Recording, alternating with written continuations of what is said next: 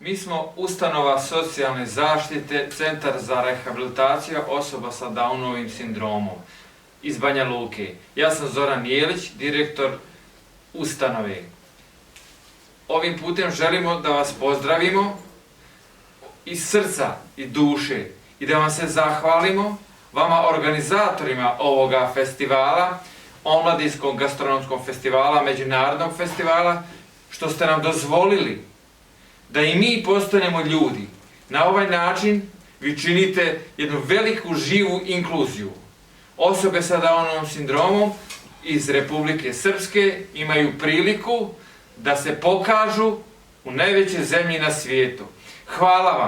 Hvala vam, mi ćemo se predstaviti onim načinom što mi znamo. U našem centru za rehabilitaciju mi sprovodimo socijalnu rehabilitaciju osoba sa Downovim sindromom i imamo program radnog osposobljavanja za konobare, za kuhare, kao i ostala jednostavna zanimanja.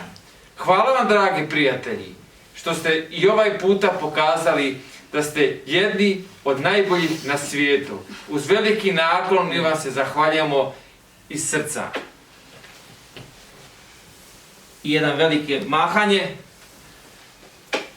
i veliko srce, svi. Čekaj.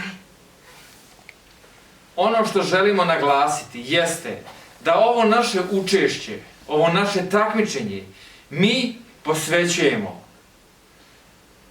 Taci i Mikici, sestrama Gajić, sestrama koje su oboljele od Lafora bolesti, njenoj porodici, njihovoj porodici, majci Snježani i ocu Vitomiru, koji se nesebično bore i pokazuju šta je ljubav.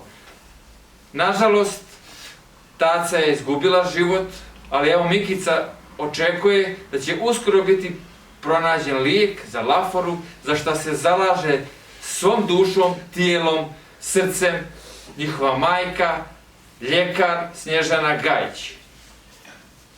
Hvala.